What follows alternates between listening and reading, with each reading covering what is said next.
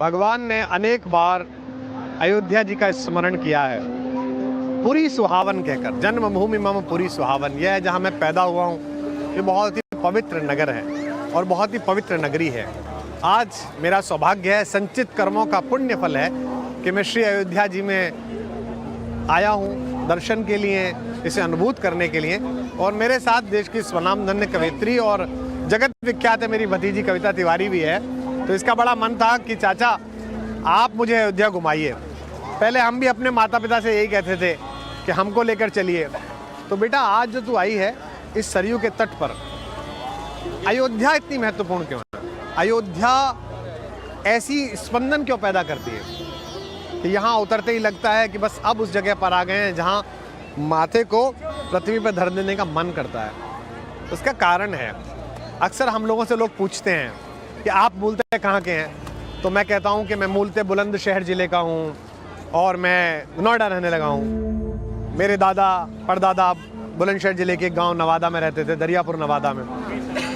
लेकिन सब जानते हैं, गूगल पर है, प्रधानमंत्री से पूछिए कहाँ के हैं, बड़नगर के हैं, वहाँ उनके पिताजी चाय का व्यापार करते थे। किसी से भी पूछिए, मैं तुझसे उस दिन पूछ रहा था, तू बता रही थी चाचा हमारे हरदोई के हैं और लखनऊ रहते हैं और तू नोएडा रहती है, कल कहीं और रह सकते हो। लेकिन हम सब की यात्रा मानव के रूप में प्रारंभ कहाँ से हुई? हम पहले किस शहर में आए थे? 1000 साल पहले, 2000 साल पहले कहाँ आए थे? तो ये जो कल्प चल रहा है जिसमें एक सतयुग, एक त्रेता, एक द्वापर और एक कलयुग है। और कलयुग के समापन के बाद भगवान एक बार पलक को झपकाएंगे, भगवान विष्णु, और फिर 4 काल प्रारंभ होंगे। ऐसी हमारी मान्यता है।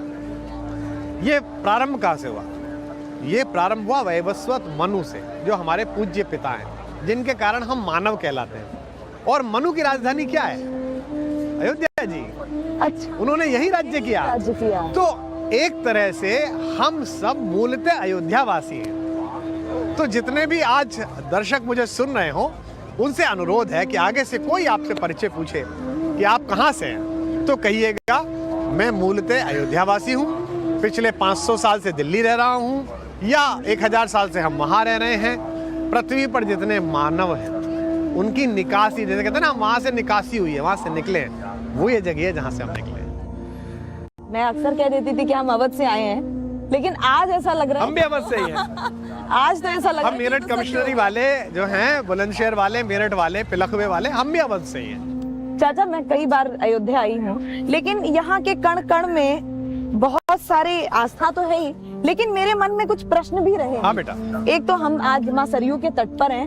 मैंने आते ही एक बात जो देखी, आपने अपनी चप्पलें, जबकि बहुत ठंड है, बहुत सर्दी है, धूप भले है लेकिन बहुत सर्दी है, चलना भी मुश्किल है, लेकिन आपने तुरंत अपनी चप्पलें उतार दी और मुझे भी कहा कि बेटा उतार दे। तो हम तो अक्सर तीर्थ स्थलों पे जाते हैं तो मंदिर के बाहर चप्पलें उतारते हैं, लेकिन आपने तो शुरू में ही उतार दी। ऐसी कोई बाध्यता नहीं है, पर यहाँ और ब्रज में मैं चप्पल नहीं पहनता निजी रूप से, ब्रज में भी नहीं पहनता, सड़क पे भी नहीं पहनता, काली डामर की सड़क पे भी नहीं पहनता। वृंदावन में अभी पीछे था और मेरे साथ हमारे आत्मीय मित्र और देश के बड़े आध्यात्मिक संत हैं, पुंडरीक जी, मैं और वो साथ थे दोनों। भैया चलो, मैंने चप्पल उतार दी। वो तो रहते ही ऐसे हैं। उसका कारण क्या है? उसका कारण मेरा लोभ है, मेरा लालच है। और लालच ये है कि बाहर जहाँ मिट्टी दिखी थी, है ना, जिसके ऊपर मैं चल के आया, तट की जो रेत थी, भगवान ने इस राम की पैड़ी का निर्माण क्यों कराया?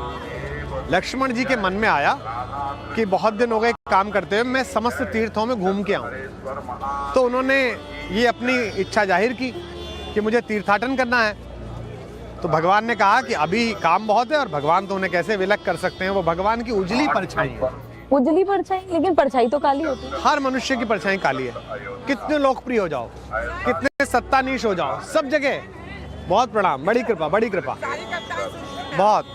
तो सबकी काली परछाई है, लेकिन भगवान नाम श्याम वर्णीय है, नील मेघम शुभांगम। उनके पीछे कौन खड़े रहते हैं? लक्ष्मण जी। लक्ष्मण। वो कैसे हैं? गोरे। भगवान की परछाई के साथ सदा भगवान के साथ रहना। इसलिए हिंदी के लोकमान्य कवि उमाकांत मालवीय कहा करते थे, उनका लेख है, भगवान नाम की उजली परछाई। लक्ष्मण उनकी उजली परछाई है। मुझे देख रोमांच हो जाता है। तो ये जो पैर में चप्पल ना पहनने का कारण है, ये है कि यहीं कहीं तो घूमे होंगे। शताब्दियां बीत गई, सहस्त्राब्दियां बीत गई, भूकंप आ गए, निर्माण हो गए, मिट्टी ऊपर नीचे हो गई, लेकिन क्या पता किसी सूक्ष्माति सूक्ष्म अणु पर भगवान के श्री चरण पड़े हों और आज हम वहां छू रहे हों। तो जो अहिल्या जी को प्राप्त हुआ कि चरण स्पर्श मात्र से मोक्ष प्राप्त हो गया, तो क्या पता हम जैसे पापियों को भी पूछवा। तो हम तो अपने लोभ लालच में फंसे हुए लोग हैं। हमको लगता है भगवान यहाँ घूमे हैं, यहीं विहार किया है, लक्ष्मण जी स्नान करने आए होंगे तो साथ में स्नान करने आए होंगे। इसी मार्ग से, इसी सरयू के जल में नीली माटी ने विश्राम लिया है। तो ये एक मन में रहता है कि इस जगह पे एक स्पंदन बहुत ज्यादा होता है अंदर तक, एक अंग्रेजी में जिसे थ्रिल कहते हैं, स्पंदन।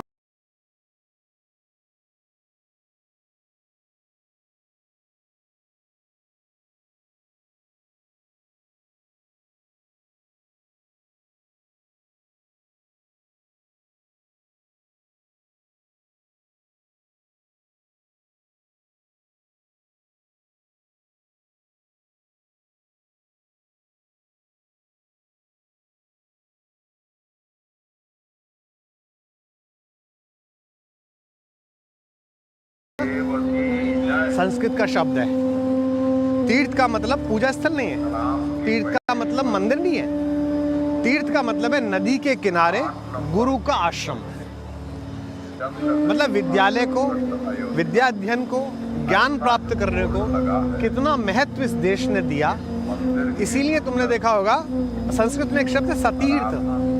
सतीर्थ का मतलब है दो लोग एक बैच में पड़े हुए, जैसे सुदामा और कृष्ण सतीर्थ है, जो एक साथ एक बैच में पढ़ते हैं। एक गुरु क्या पढ़ते हैं, कलीब, वो एक दूसरे को सतीर्थ कहते हैं। ना हमसे कहते हैं मेरे कई सतीर्थ मिलते हैं, मैं उनसे कहता हूँ भाई तुम सतीर्थ हो, तो वो कहते हैं सतीर्थ क्या है, तो मैं कहता हूँ तीर्थ है गुरु का घर। और वो चूंकि गुरु क्या देता है, वो ज्ञान का जीवन देता है।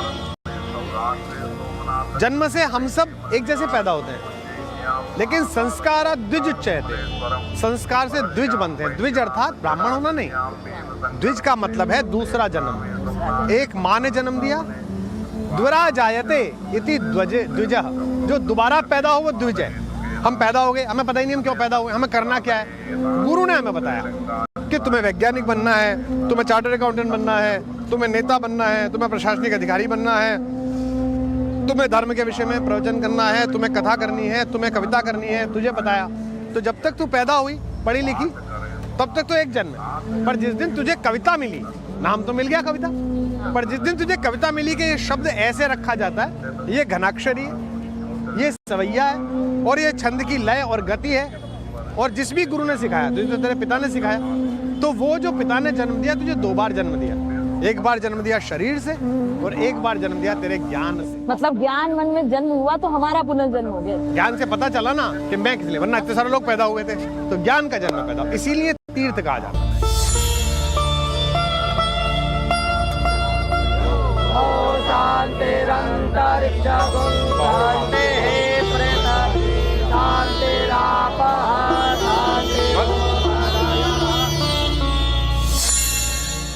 सरयू और भगवान एक दूसरे के पर्यायवाची हैं। और देखो किस नदी को सौभाग्य मिला, गंगा देव नदी है? गंगा को सौभाग्य मिला भगवान के चरण छूने के, हैं? वो है ना मेरी कविता गंगा का किनारा में, ये गंगा का किनारा है, ये गंगा का किनारा है, तो उसमें ये है ना, तपस्वी राम के चरणों चढ़ी उपहार तक आई, गले मिल कृष्ण यमुना से वो संगम पार तक आई, बनारस में जिसे शिव ने पुनः जीवन निहारा है, वो गंगा का किनारा है। ये है सरयू। आहा,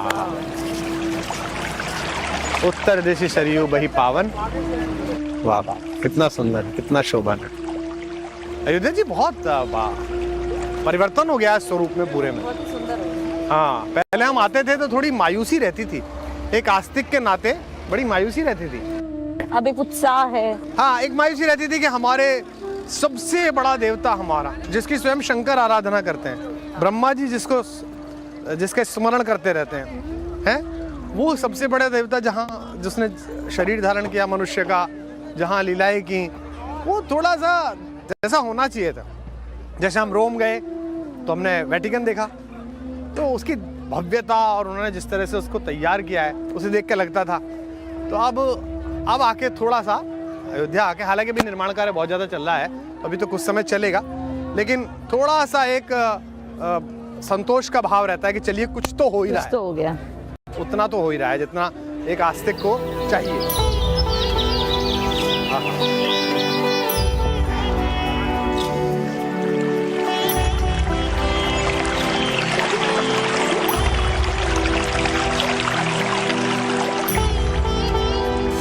लहरें तो सौभाग्यशाली हैं सरयू की, लेकिन वो लहरें कितनी सौभाग्यशाली रही होंगी जो भगवान के स्नान की और भगवान के साकेत लोक गमन की साक्षी बनी होंगी।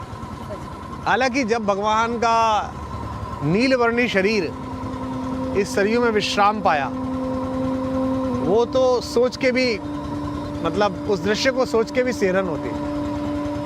हमारे कवि एक भारत भूषण जी, उन्होंने राम की जल समाधि बहुत अद्भुत कविता लिखी। नीली माटी ने किस तरह विश्राम लिया है इस, और जब चरण गए, देखो मुझे रोमांच हो रहा है, जब चरण गए तो कौन रोया? वे सब भक्त रोए जो प्रभु के चरणों में अपने शीश रखते थे। जब हाथ गए तो कौन रोया? वे सब साथी गए जिनको वो भुज भेंट भरते थे। जब वक्षस्थल गया तो वह सारी प्रजा रोई जिसका लोक कल्याण प्रभु के हृदय में था।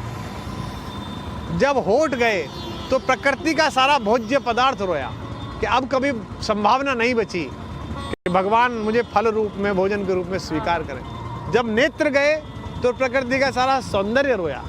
बहुत अद्भुत घटना है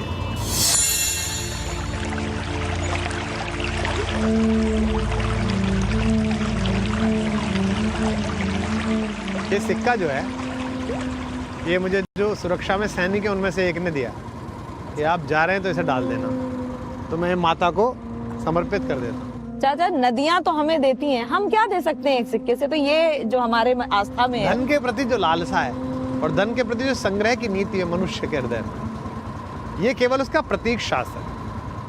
तो जो जिस सैनिक ने मुझे सिक्का दिया वहां, ये अर्पित कर दीजिए।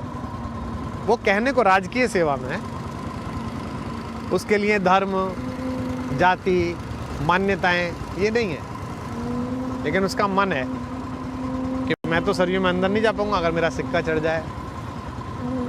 जब विवादित ढांचा गिरा और संसदीय सदस्यों की एक कमेटी बनाई गई पार्लियामेंट ने कि जाके देख के आइए वहां हुआ क्या, तो नाम नहीं लेना चाहिए, वो दिवंगत हो गए। उनमें 2 वामपंथी सांसद भी थे। उनमें से एक सांसद मेरा उनसे बातचीत थी। वो हिंदी के एक बड़े लोकप्रिय कवि की पुत्री थी और बंगाल से सांसद थी। राजस्थान के गीतकार थे, उनकी पुत्री थी। उन्होंने मुझे निजी रूप से बताया कि जब हम वहां पहुंचे तो सब वहां जहां भगवान विराजमान थे, रामलला, वहां सब कर रहे थे। तो मैंने भी किया और मैंने अपनी जेब से 100 रुपए निकाल के पर्स से वहां चढ़ा दी। तो मुझसे एक सांसद ने पूछा कि ये आप क्या कर रही हैं?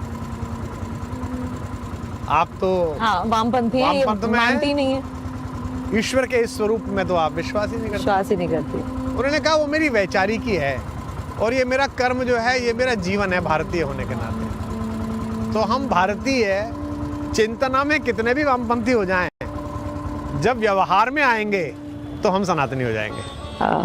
मैं अक्सर मजे में कहता हूँ, इस देश में नया लड़का जो चेतना संपन्न होता है वो शुरुआत में वामपंथी होता है, कम्युनिस्ट होता है। वो पिता के विरुद्ध, सरकार के विरुद्ध, समाज के विरुद्ध, ईश्वर के विरुद्ध, सबके विरुद्ध मोर्चा खोलता है। लेकिन जैसे जैसे जीवन के थपेड़े उसे मांझते हैं, वो धीमे धीमे जान लेता है कि अंतिम सत्य अगर पृथ्वी पर कोई है तो वो प्रभु हैं, वो ईश्वर हैं, वो राम हैं। हमारे साथ जब रघुनाथ को किस बात। चाचा, सरयू के प्रवाह में हैं हम लोग। आप तो वेनिस भी गए हैं, ऐसे ही नाव पर बैठे हैं, पूरा शहर है ना वो पानी में। इस नाव में बैठने में और उस नाव में बैठने में क्या अंतर लग रहा है? जमीन आसमान का अंतर है। वेनिस तो आमोद है। नहीं, मैं इसलिए कह रही हूँ क्योंकि जो मेरी पीढ़ी के लोग हैं उनके लिए वो आकर्षण का केंद्र है, अब नहीं इसलिए कह रही हूँ। अब नहीं बच रहा है। ये जीवन की गति है। जैसे 70 के दशक में न्यूक्लियर परिवार बढ़े, मैं हूं, मेरा पति रहे, हम लोग रहे। 80 के दशक में उनके खिलाफ फिल्में बनी, देखी होंगी, अवतार, हाँ, इस तरह की फिल्में बनी। आज की तिथि में नई बच्चियों से पूछो, तुझसे ही पूछूं तो सास ससुर, दौरानी जेठानी, नंद, है ना, हाँ, बाकी सब लोग आने जाने चाहिए, सब एक साथ रहने चाहिए। हाँ, हम तो त्योहार भी साथ ही क्योंकि मनाते अकेले रहते रहते पता चल गया कि सुख में अकेलापन और दुख में अकेलापन कितना कष्टकर है। तो इस देश में जो वैज्ञानिक क्रांति 80 के दशक में आई, उससे घूमने के बाद अब सॉफ्टवेयर इंजीनियर को पता चल गया, अब रोबोटिक्स से ऑपरेशन करने वाले सर्जन बने हुए 32-33 साल के लड़के को पता चल गया, लड़की को पता चल गया, ये सब जो चल रहा है माया है, अंतिम सुख वही है। तो आज ब्रजभूमि में, अयोध्या जी में जो युवकों का समूह है, और तुम तो जाती हो अपने अपने राम में, जो युवकों का समूह, हाँ, सर्वाधिक युवा, ऐसे तो राम कथाएं हम देखते रहते हैं, लेकिन जो अपने अपने राम में युवा जिस तरह से जुड़ते हैं, बिल्कुल मतलब 80% युवा, 80% युवा होते हैं, इंजीनियरिंग कॉलेज के लड़के आते हैं। बिल्कुल। तो वही आध्यात्मिक चेतना जो मैं अक्सर कहता हूँ कि भगवान मुझे इतनी शक्ति दे कि मैं वाम पथ पर जाती हुई पूरी पीढ़ी को राम पथ पे जा सकूं। किसी ने मुझे कहा कि आप क्या कम्युनिज्म के खिलाफ है, किसी विचारधारा के? मैंने कहा नहीं, आपने गलत सुना, वाम पंथ नहीं कहा, वाम पथ कहा। वाम मतलब टेढ़ा, टेढ़े रास्तों पर जाती है, उल्टा, जो वीड लेता हुआ रास्ता है, जो जिंदगी को क्षण क्षण में जीने वाला मानने वाला रास्ता है, उसके विपरीत कह सकूं। तो वेनिस में और इसमें तो बहुत अंतर है। भगवान के जीवन में 4 नदियों का विशेष उल्लेख है राघवेंद्र सरकार के। वैसे तो भारत भर में उन्होंने विचरण किया है और इस पृथ्वी के मानचित्र पे उन्होंने अपने पैरों से हस्ताक्षर किए। हाँ, अगर अयोध्या जी से चलो, जैसे भगवान के चरण गए हैं और नक्शे पे बनाओ, तो भगवान अयोध्या जी से चले, इलाहाबाद आए, अक्षयवर, श्रृंगवेरपुर, कुरई, घूमते हुए आगे पहुंचे, है ना, चित्रकूट, फिर दंडकारण्य, फिर यूं करके क्रॉस होके लौटे गोदावरी, और फिर नीचे धनुषकोटि गए। अगर इसे मिला के गोला एक बनाओ, गोला सा, तो रा बनता है। हाँ, तो मैं कहता हूँ ये भूमि कितनी सौभाग्यशाली है भारत, कि जैसे बड़ा आदमी अपना इनिशियल कर देता है, हस्ताक्षर हो जैसे गया। हमसे ऑटोग्राफ लोग मांगते हैं, हम तो तुच्छ हैं, उसके बाद भी क्या करें, इतना लंबा कैसे लिखे कुमार विश्वास, तो कुमार, हाँ, कुमार तो कितने लोग हैं, लेकिन वो व्यक्ति, बच्चा, लड़की, लड़का ले हाँ, जाता समझ है जाते हैं, हाँ। कुमार विश्वास जी के हस्ताक्षर है। वो भगवान ने अपने चरणों से, हाँ, मतलब अपने चरणों की मुद्रा से इसको अंकित कर दिया रहे। तो भगवान के जीवन में बहुत सारी नदियां पार करी। 4 नदियों का महत्व है बहुत ज्यादा। कौन एक सी? तो इसका सरयू, ये तो सरयू तक, जिसको ये सौभाग्य मिला कि भगवान ने अपने शुरुआती स्नान इसी में किए, जिस घाट से हम आए थे, जो उन्होंने निर्माण कराया अपने भाई लक्ष्मण के लिए, और इसी में बाद में विलीन भी हुए, आपने विलीन। बताया भी। हाँ, और मैं तो ये मानता हूँ कि नीचे नीचे सारी नदियाँ जल स्तर पे मिलती हैं। सरयू में विलीन हुए बड़े ठाकुर, और यहीं नीचे नीचे नदियों के रास्ते बहते हुए यमुना जी के रास्ते ब्रज में जाके छोटे ठाकुर के रूप में प्रकट हो गए, और जो जो इस जन्म में रह गया था वो अगले जन्म में पूरा कर किया। इस जन्म में एक बार गाली मिली, मथुरा मिथिला में महिलाओं ने गाली बकी हाँ, कि लल्ला तुम पता नहीं कैसे पैदा हो गए खीर खा के, और लक्ष्मण जी ने जवाब दिया कि हमारा तो खीर खा के पैदा हुआ, तुम्हारा तो जमीन से ही पैदा हुआ। थोड़ी गाली हुई, लेकिन भगवान को इतना रस आया गाली खाने में, प्रेम से सनी हुई गालियां। मर्यादा पुरुषोत्तम राम को तो कौन गाली दे, लेकिन वो सलज थी, सालियां थी, सासें थी, खूब गालियां बकी उन्होंने, और भगवान ने मुस्कुराते हुए सुनी। लेकिन भगवान को लगा तो होगा कि यार ये तो मजेदार चीज है, तो अगली बार ब्रज में पैदा हुआ, गली गली गाली खाई। एक तो सरयू माँ, दूसरे गंगा, हाँ, देव नदी हैं, उनको ये सौभाग्य प्राप्त हुआ कि भगवान के चरण उन्होंने पखारे। मेरी कविता है ना, ये गंगा का किनारा ये है, गंगा का किनारा उसमें एक पंक्ति है, तपस्वी राम के चरणों चढ़ी उपहार तक आई। राम जब तपस्वी बन के आए, तो ये जो हमारे आज के केवट हैं हमारे, हमें लाने वाले, इन्हीं के वंशजों ने भगवान को पार कराया, और भगवान ने अपनी मैत्री का उपहार केवट को प्रदान किया, निषादों को प्रदान किया। मैं निषादों के भाग्य से बहुत ईर्ष्या करता हूँ। हम सब तो भगवान के भक्त हैं, निषाद तो भगवान के मित्र हैं। हाँ, हम तो राम के चरणों की जो धूल है उसके अनुरागी हैं। निषादों को तो उन्होंने भुज भेंट करके गले लगाया, मल्लाहों को, निषादों को। तो भगवान का एकमात्र मित्र जो उनके राज्याभिषेक में उनकी ओर से बुलाया गया, वो सेरेमनी में, वो केवट राज थे। बाकी सब तो राजकीय तरीके से आए। तो दूसरी हो गई गंगा जी, जिनसे माता सीता ने भी वरदान मांगा और माता सीता को भी उन्होंने वरदान दिया, अचल रहे अहिवात जब लग गंग जमुन महधारा। तो माता गंगा की पूजा अर्चना माता सीता ने की, ये उल्लेख भी आते हैं राम कथाओं में। तीसरी है मंदाकिनी, जिसके तट पर भगवान ने बहुत समय बिताया। और चौथी है गोदावरी, उनको देवताओं ने वरदान दिया कि भगवान तुम्हारे पास आएंगे जब मनुष्य रूप में आएंगे।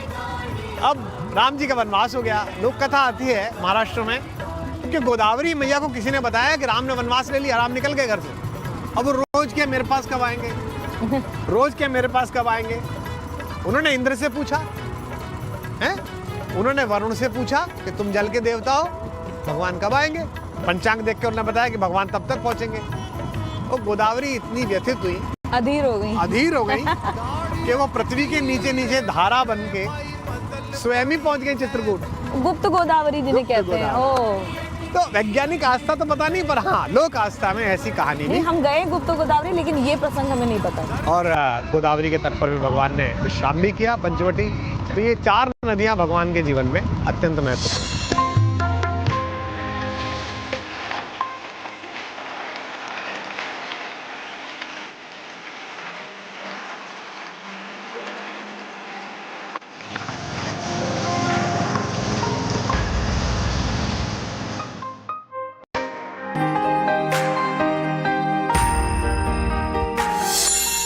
तो कोई पूछ सकता है कि जैसे अगर कोई इस पे क्रिश्चियन चले या अफ्रीका कोई किसी और धर्म का आदमी चले, तो एक नदी के रेत पे चलने जैसा अनुभव करेगा। और वो इस तट की जो रेत है, रेणु है, इसकी तुलना करेगा मियामी के बीच से, कि वहाँ कहेगा वहाँ ना सैंड बहुत अच्छी है, फाइन ट्यून सैंड है, ये तो ऐसी ऐसी हो रही है। और हम जो चल रहे हैं, जिन्होंने राम जिया है, रमेति इति रामः, राम शब्द का अर्थ है जो अस्तित्व में रमण करता है वो राम है। कर्षति इति कृष्ण, जो खींचता है वो कृष्ण है। देखो तो अरे भैया ये तो अपना है। इसीलिए मैं अक्सर कहता हूँ ना अपने अपने राम में कि राम सपने हैं और कृष्ण अपने हैं, अपने अपने श्याम में भी, अपने अपने श्याम। तो ये बेसिकली क्या है जो मैं और तू कर रहा है बेटा, हम अपने अस्तित्व का पुनर्पाठ कर रहे हैं। कि हम सैकड़ों बार कुछ ना कुछ बन के यहां से गुजरे हैं। हम किसी ना किसी रूप में, पशु में, पक्षी में। हमारे यहाँ तो एक पठान, सैयद इब्राहिम खान पठान, वो कहता है कि मुझे पशु भी बना दो तो मुझे धेनु की, वो नंद की धेनुओं के बीच छोड़ दो। पत्थर बनाओ तो गिरिराज जी का बना दो। और नासिर खान ने जो संस्कृत में भगवान की वंदना की है, वो कहते हैं नासिरेशम भजाम्य, मैं जो नासिर के ईश है मैं उन राम की पूजा करता हूँ। वाह।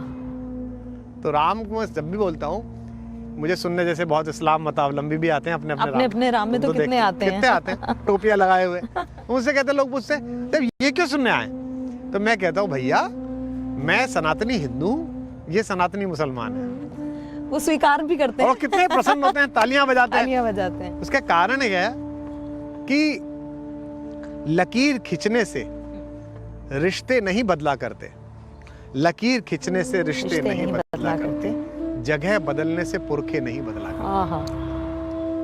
मैं बहरीन में था, वहाँ पाकिस्तानी भी सुनने आए थे, हिंदुस्तानी भी सुनने आए, सब तालियां बजा रहे थे। फिर भगत सिंह जी की कविता प्रारंभ हुई तो पाकिस्तानी थोड़ा चुप हो गए। अच्छा। मैंने उनसे कहा भैया तुम ज्यादा प्रतिक्रिया दो, क्योंकि मैं जिन भगत सिंह की बात कर रहा हूँ वो कोट लखपत जेल में रावी के किनारे कसम खाने वाला वही भगत सिंह है जो तुम्हारी हमारी साझी आजादी के लिए लड़ा। और फिर वो प्रसन्न हुए। तब मैंने एक लाइन पढ़ी कि जगह बदलने से पुरखे नहीं बदला करते। तो ये तो पता नहीं क्यों राजनीति के कारण इतना वितंडा हुआ। चलो पहले तो मैंने माना कि बर्बर लोग थे जिन्हें दूसरे की संस्कृति, सभ्यता, जीवन मूल्य, आस्था, पूजा पद्धति का आदर नहीं था, वो अशालीन लोग थे। उन्होंने अपने मजहब को हथियार बनाया दूसरों पर हमला करने के लिए। लेकिन लोकतंत्र आ गया 75 साल पहले। मेरे जैसे आदमी के तो मन पता है क्या है, ये नेता होने नहीं देंगे धर्मों के और पार्टियों के। अन्यथा तो भारत के सारे इस्लाम मानने वालों को इकट्ठे होकर कहना चाहिए कि भाई इनके 3 देवता हैं, राम, लक्ष्मण और शिव। वो राम, कृष्ण और शिव, इनके 3 देवता हैं। इन 3 देवताओं के जो पूज्य स्थल है सर्वाधिक, जहां वो जन्म लिया है, जहां उनकी स्थापना मानी जाती है, उनके आसपास अगर किसी आदमी ने उस समय में ये मूर्खता कर दी है, हाँ, बर्बरता पूर्वक या जैसे भी, तो बड़े मन से कहना चाहिए था आप लो। हाँ बिल्कुल। और ये सामान्य मुसलमान का इस देश में इच्छा भी है, पता है। जब ये राम मंदिर का फैसला आया जी, तो हमने फैसले से पहली रात अपील की कि कैसा भी फैसला है, क्योंकि किसी को पता तो था नहीं, कैसा भी फैसला है दोनों पक्ष शांतिपूर्वक तरीके से सुप्रीम कोर्ट के फैसले को स्वीकार करेंगे। बिल्कुल। उसी समय मैंने बाराबंकी में फोन किया एक परिचित को किसी काम से। वो बैठे हुए थे मदरसे में बहुत लोगों के बीच में। अच्छा। बोले भैया आपका फोन आ गया, हम तो यहीं बैठे हुए थे, सब बैठे हुए हैं। मैंने कहा स्पीकर पे फोन रख लो। तो मैंने वहाँ के सबसे बड़े मौलवी जो थे 70-75 साल के, मैंने कहा चाचा क्या माहौल है, कल फैसला आ रहा है। उन्होंने पता है क्या बोला, भैया 1100 रुपया और 2 बुग्गी मोरम रेत हमसे ले लो, जाए बनवाए दो भैया। ये कौन कह रहा है? एक मस्जिद का मौलवी। किन में कह रहा है? मुसलमानों। लेकिन वो जो राजनेता हैं जिनकी वोट की दुकान है, वो ये नहीं होने देंगे। वरना होना तो ये चाहिए था कि पूरे देश में इकट्ठे हो के वो लोग कहते हैं भाई जहां जहां गलतियां बाबर ने की, जुम्मन का घर फिर क्यों जले। हाँ, हाँ। जो अदम गोंडवी कहते हैं ना, दफन है जो बात, अब उस बात को मत छेड़िए, अपनी कुर्सी के लिए जज्बात को मत छेड़िए। लेकिन चलिए, कभी ना कभी तो देश जागेगा।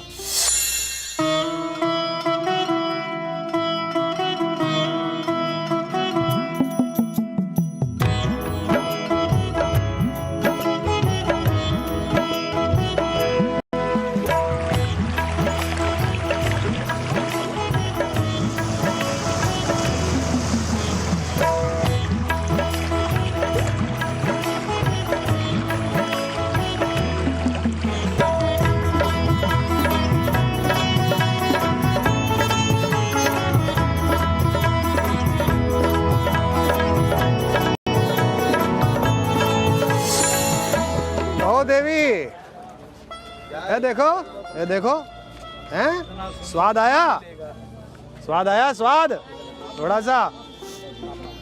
वाह वाह, तुम्हें तो सूखा ही दे रखा है। देखो ये गलत बात। हमारे गोकुल में तुम पधारो वहाँ तो फिर तुम आनंद में आ जाओगी एकदम। वहाँ सब खुले हैं, कोई बंधा हुआ नहीं है। बंधन में हम हैं बस, बाकी तो तुम्हारा तो क्या बंधन है। भगवान ने कहा विप्र धेनु सुर संत हित। विप्र अर्थात जो भारत की ज्ञानचर्या करता हो। भारत शब्द का ही अर्थ है भा अर्थात ज्ञान और रत माने खोज। भा माने प्रकाश भी, जो प्रकाश की खोज में हो, जो ज्ञान की खोज में हो, वो भारत।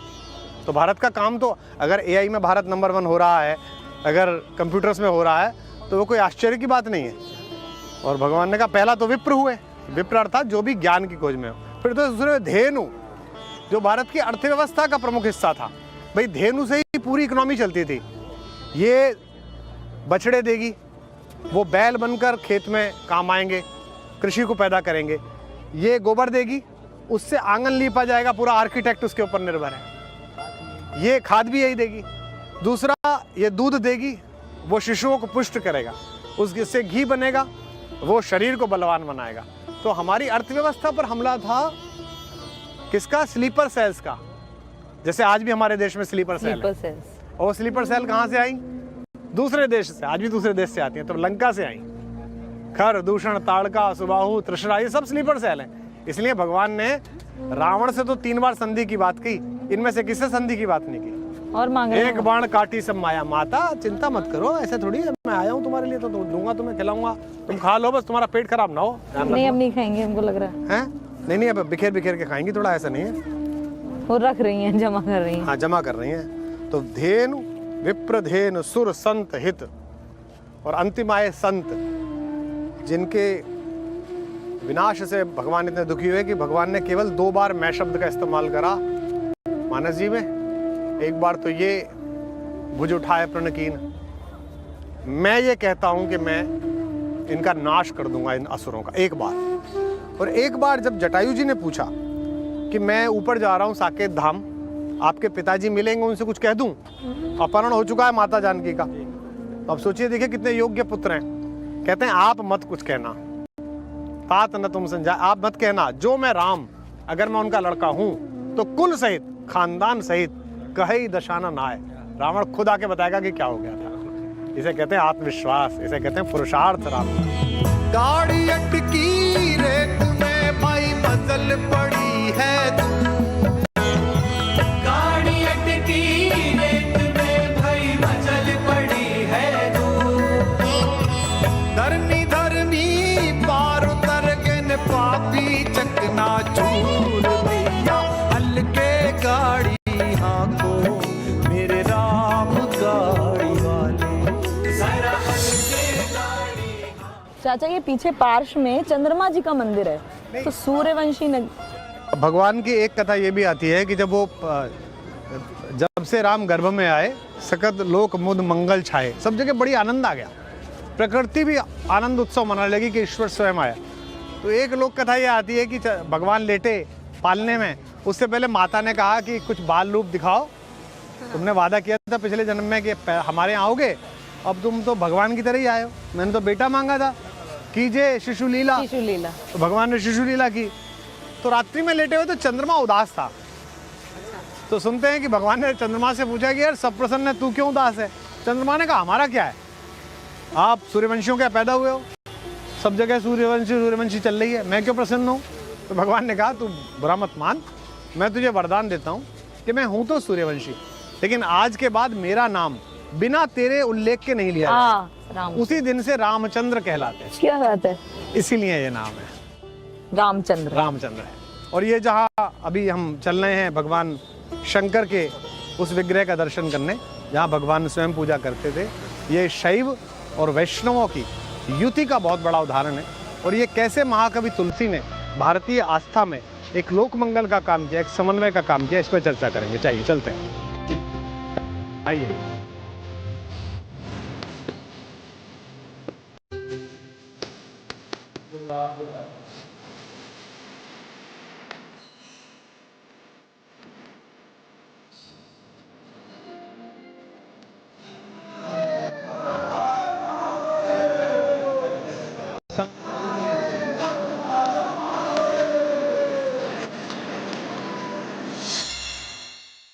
तो बेटा ये मंदिर भगवान के पुत्र महाराज कुश ने बनवाया। हर हर महादेव। शंकर जो हैं भारतीय धर्म दर्शन में एक ऐसी अवधारणा है जिनसे वंचित, शोषित, है ना, एक तरह से निर्लिप्त व्यक्ति बहुत अधिक जुड़ता है। और बाबा तुलसी का जो सबसे बड़ा चमत्कार है, जो हमारे बुजुर्ग हैं जिनके खानदान से हम हैं, उनका बड़ा चमत्कार ये है कि उन्होंने शैवों और वैष्णवों दोनों के बीच युति करा दी। हाँ, बहुत संघर्ष रहा है मतों में। भगवान अपने जीवन की सबसे बड़ी चुनौती के लिए गए लंका विजय, तो क्या करा, रामेश्वर में शिवलिंग की स्थापना करी, माता के साथ बैठे रामेश्वर। स्पेशली माता वहां से आई, ये भी कथा है कि रावण ही स्वयं लेके आए। हाँ, हमारे यहाँ कहानी, हमारे यहाँ गीत चलता था बचपन में, मेरी दादी सुनाती थी, बना पुरोहित रामचंद्र का जय का वर दे आया। पुरोहित बना, विजय का वर दे आया कि विजयी भाव, कोई दिक्कत नहीं, मुझे मार देना। तो ये हुआ। और भगवान शंकर से पूछो तो वो राम की कथा सुना रहे हैं माता पार्वती को, और क्या कह रहे हैं, इस बार आदर पूर्वक सुनना, सादर सुनु गिरिराज कुमारी। तो पिछले जन्म में तूने थोड़ा सा शंका कर दी थी सती के रूप में, तो कितना वियोग झेलना पड़ा, कितना कष्ट इसलिए। तो कहते राम कथा कली विटप कुठारी, यह कलयुग रूपी पेड़ को काटने के लिए कुठारी के समान है, लेकिन कैसे, सादर सुनु गिरिराज कुमार। तो यहाँ आज हम आनंद हो गया, इससे बढ़िया क्या है। हर हर महादेव।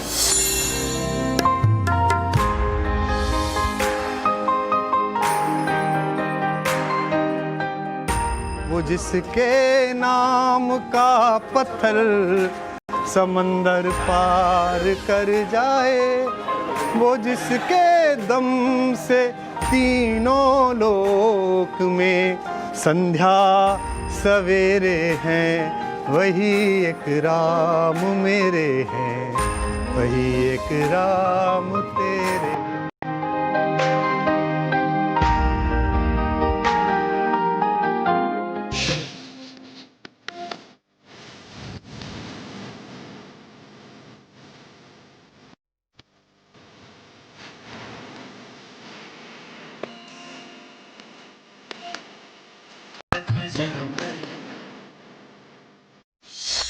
ये त्रेता के ठाकुर का मंदिर है। अब कथा यह है जो हमें जो यहाँ शिव विग्रह की सेवा में परिवार है 7 पीढ़ियों से, उसके माध्यम से पता चला कि जो पास में एक निर्माण है जो अधिग्रहण हो जाता था, ये जो बर्बर आक्रांताओं की शैली है। हमारे एक बड़े मनहर कवि हैं प्रकाश पटेरिया, उनकी एक पंक्ति है, बड़ा मासूम सा सवाल है जो सांप्रदायिक सवाल नहीं और राजनीतिक प्रश्न भी नहीं है। प्रश्न ये है कि मस्जिदें तुमने बनाई मंदिरों को तोड़कर। सत्य बात है, मस्जिदें तुमने बनाई मंदिरों को तोड़कर, मस्जिदें क्या बन नहीं सकती थी मंदिर छोड़कर? वाह वाह वाह, इतनी पृथ्वी पड़ी थी।